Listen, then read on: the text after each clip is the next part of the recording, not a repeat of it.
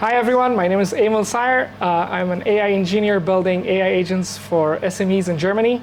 Today we have this corner, this speaker at SAP Meetup, where I came personally for you. I just Googled and I saw like, wow, I got someone where I can ask questions and I can look up to. Fantastic. Thank you so much for coming and welcome to Berlin. Hey, it was an amazing day. It was, I'm tired. I can tell. But no, it was great. You know, it was the first time I've been to Germany, and I could see the audience was hungry for content. They wanted, because you know, with AI, people want to learn so much. They, you know, like I said, you have the people that are really scared, then you get the people that are sitting on the fence, and then they get the people that just want to run with it. And there's more people that are scared out there than anyone else, you know. Yes. So it's just showing them, you know, don't be afraid. Just play about with it and just test it, and then see what comes out of it. By being scared means like being scared of pushing content on the internet, where I was before.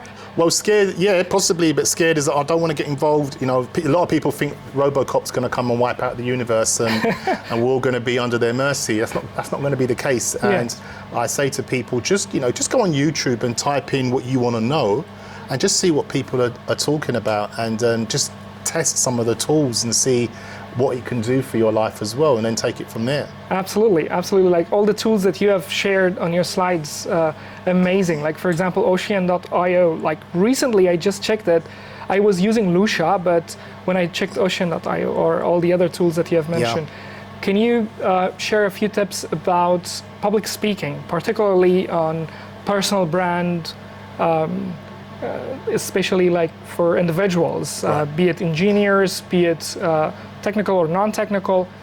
What do you say, like, how can we break that fear of putting content on the internet, whether this is with a very nice 4K camera or with our broken iPhones? It's a good question. It's a bit like anything in life. I used to be a driving instructor, and on average, you know, the average person needs about 40 to 50 hours or so to learn to drive. So when they first got in the car, you was talking to them about the controls. Yeah. Okay. So that means that we start small. Yes. And we take baby steps. So people that are afraid of speaking, everybody wants to speak, but there is a lot of people that are afraid of taking that step. They're absolutely petrified. I was like that when I first started. So when I'm coaching people, I always say, let's start small. Maybe it means that we just get our phone out and we just record us speaking ourselves for 3 minutes about anything we want. Yeah. And then look at that. You're not going to like it, but then do another one. Absolutely. And then critique it and improve it. Send it to 3 or 4 family members and say, what do you think about that? And they may say, oh, you keep saying or ah, or you're not looking into the camera, or you're not using your hands. But by doing that, you are improving and improving. When you're in the shower, talk as though you're on stage. That's how I self-taught myself. Yeah. When I used to teach people to drive, I'd be talking to myself as if I'm on stage. Yes. All right? And then you can start to record those videos about yourself. And then it might be that if you feel more confident, run a webinar, or be interviewed on a podcast, or even more so, record if there's something controversial that's on in the news or something that's trending, just talk about it on social media. And just because you would have had the confidence by doing it yourself. Absolutely. So it's little steps building up to that, and then eventually you will feel more confident to then take on to the next step. Yes. And it might be that the next stage is you go to a conference like this and you ask a question to the speaker. Yes. And then that's another step, and then you feel more confident. Yes. And sometimes it might be that if they're running a competition, you go on that stage and ask them a question, or just to get, so it's little baby steps leading up to that. And then it might be that say if it was you, and I'm having a big event this year, I may say to you, okay, how would you like to introduce the next speaker? Exactly. But you've never done that before. Yeah. So I'll give you the script, and I can say, introduce this person. Then you've got the feel and the energy of the audience. Exactly. Right? And what I do with my clients, I do that with them, but also I interview them on stage. Yes. So the interview is like the next step to the speaking. Right. So what I usually do is I could be speaking to you about, and you know what questions are coming from me on the stage. Yes. I'll then interview you, ask you those questions, you know what's coming, but you are selling yourself to the audience and to the camera. Right. Because remember, that is going to be recorded, and you can use that as footage, as reels, authority, to get more speaking engagements, because you instantly position yourself as an expert and an authority. Yes. Then what can happen is we're interviewing you 10, 15 minutes. Straight after, you can then deliver your presentation. Yeah. So you're already warmed up before you, because you picked up the energy from the audience in the room. My audience are always loving and encouraging. And then now that will set you for the platform to do your next presentation. Absolutely. So the key thing is baby steps. Exactly. Start small. Start small. I'm no content generator. I just started recently. I can absolutely agree to what you said. Small steps. Like my first videos were not with a 4K camera. It was with like a broken iPhone. That was the background of the question. Now coming to the AI part of this, like especially for AI engineers. I'm an AI engineer. I build AI agents for SMEs. Usually SMEs are on LinkedIn. I really liked your presentation when you said like people like me where they are. They're not on Facebook. They're not on Instagram. They're not on TikTok. They're on LinkedIn. And I was watching this discussion about LinkedIn content marketing strategy on YouTube, and I discovered a figure that like 2% of the users of LinkedIn, or something around 2 to 5% of the users of LinkedIn, produce content on a daily basis. So that means it's an untapped platform. It is easy to grow. Yeah. Now, for me as an AI engineer, I'm so much into coding and so much into building things.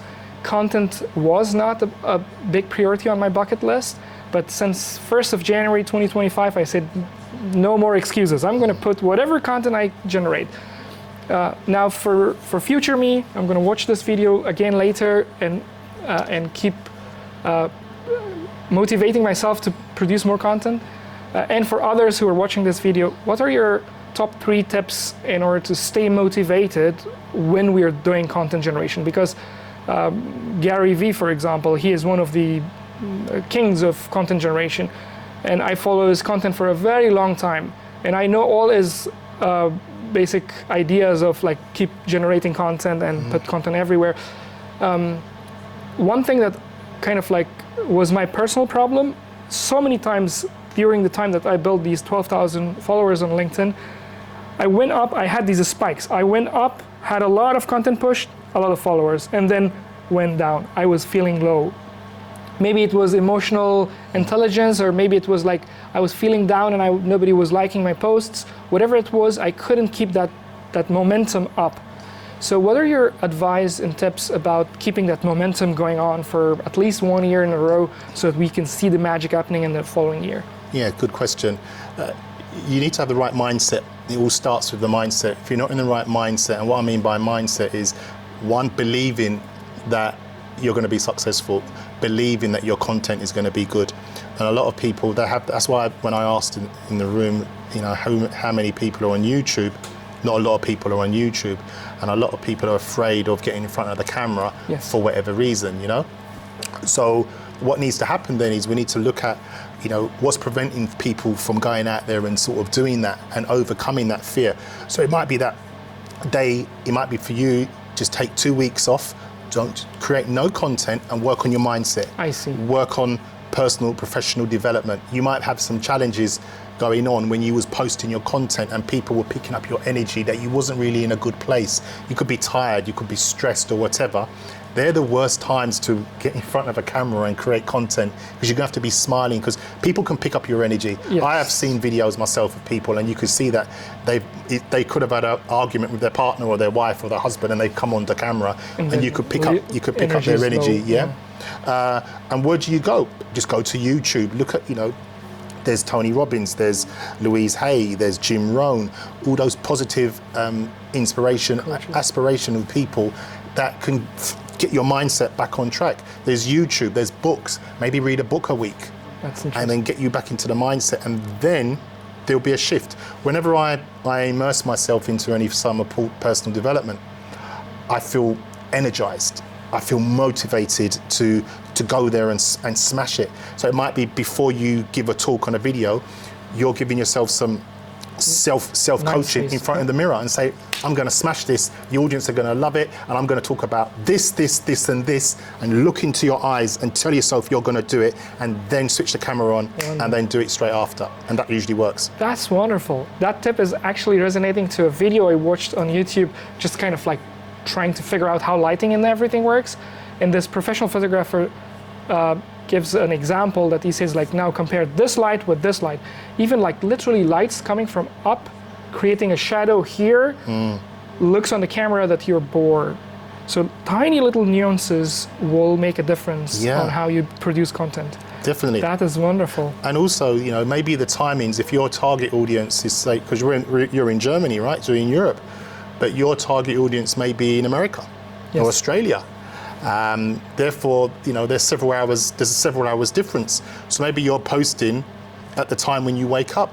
Yes. And the time you wake up, people are in bed, they're not online. Yes. And maybe that's another way of doing that as well. So once you identify who your target audience is, are they really based in another country? Right. The only way you're going to know that is, you know, just going through the research for your connections and stuff as well. Absolutely. Check out the profiles and think, oh, I didn't know that.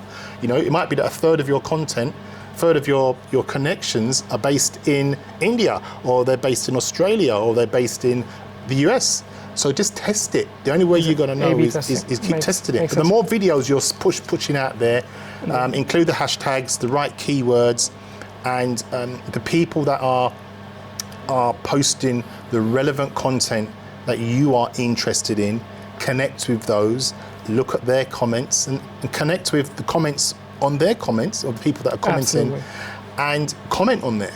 And then engagement, because those people will connect with you and post relevant content, but don't make it sound as though you're robot. You're spamming, or you're trying to sell your content. Just to thank the contributor for posting a good topic, and then just give your take on it. Yes. Last question about AI agents. What do you think AI agents would accomplish, especially in the UK where you come from, and let's say end of 2025 where you see AI agents going, and then end of 2026 where you think that it will go? It's a good question. People are very skeptical. I only can talk about the UK. They're very skeptical about AI agents. I believe in it. It's going to take over. I believe that, where, you know, it's going to get to the point where, you know, you don't need anybody to do anything for you. They just do what you want them to do, and they're just going to get on with it. And it's really interesting because, you know, when I talk to companies, I'll say things like, you know, no one's going to phone in sick. They're not going to be late. They're not going to be moody over the phone. They're not going to be. I mean, for example, I'm setting up an avatar, a video agent avatar of myself, taking live questions 24 hours a day, 7 days a week as an avatar. So they go to my website and they can ask me anything AI related or whatever it is. How many companies reckon that the companies should be using that?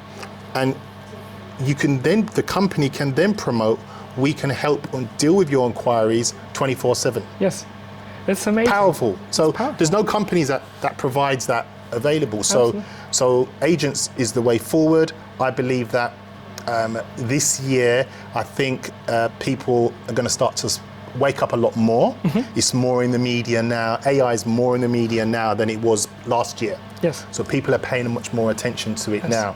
And I think the more people are using agents, and people can see the benefits of that, and especially when some companies find that their competitors are ethically stealing their clients using agents, using SEO techniques, using AI, generative AI, and so much more, they're going to have to jump on board. And when they jump on board, it's going to be too late, and it's going to cost them 3, 4, 5 times to get to where they want to get to when they could have got involved in the beginning. Absolutely. I liked your example about phone calls, like personal experience this morning. Video, not even the phone, just video. The video is you're possible. You're talking to the today. person on the. Sorry to interrupt you, but the person on the website, you're talking. Oh, what do you need? And then you've given it the prompts.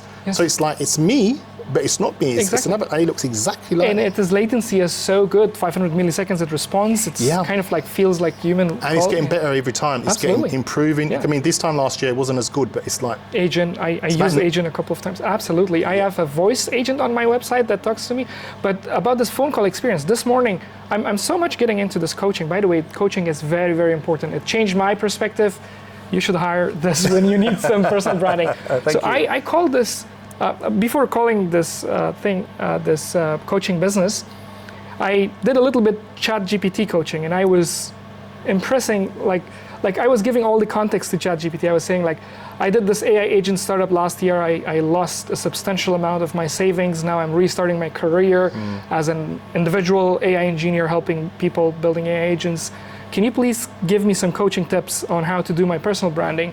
And then the first sentence that ChatGPT responded was that I can hear you. It's very tough to get this, and it was so empathic. And then after a couple of hours of that, I picked the phone. I called this coaching business in Germany, and I said, like, yeah, that's good. This package is very good. Unfortunately, I lost a lot of money last year in my business. Can you guys give me a discount on this package? The answer from the operator on the phone was, I don't know, I will ask my colleagues and get back to you. So the empathic part in ChatGPT resonated super immediately on this phone call with a human being who said, like, I don't know, I will ask someone and get back to you. Instead of like saying, I'm sorry to hear that you lost a lot of money in your startup. I will check out, I'll do everything I can and get back to you if there's any discount possibilities. And I immediately did a LinkedIn post about that. Brilliant. One of the content coaches who told me before that, like, take something from your personal life, like put it out there. Yeah. Somehow connect it with your field of expertise. Like, I'm building AI agents and I'm good in voice technology. I built voice companies in the past 7 years. And I kind of like, that was an actual example of, like, we can create phone AI agents right now to do the first mile with literally a few clicks. You can click, click, click, and then there you go. You have your voice AI agent setting on a phone number.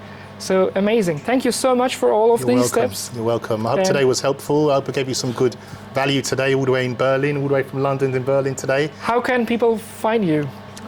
They can scan that QR code there. LinkedIn.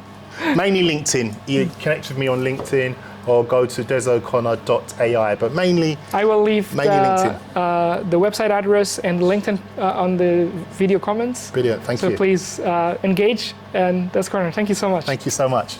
Say hi to me. Hi everybody, you should be here in Berlin. I'm just speaking about AI and it's been absolutely amazing. You should be here. Don't forget to subscribe to this channel. I've got 22 subscribers only in 3 weeks. Good for you. Fantastic. You getting footage, yeah? Yes.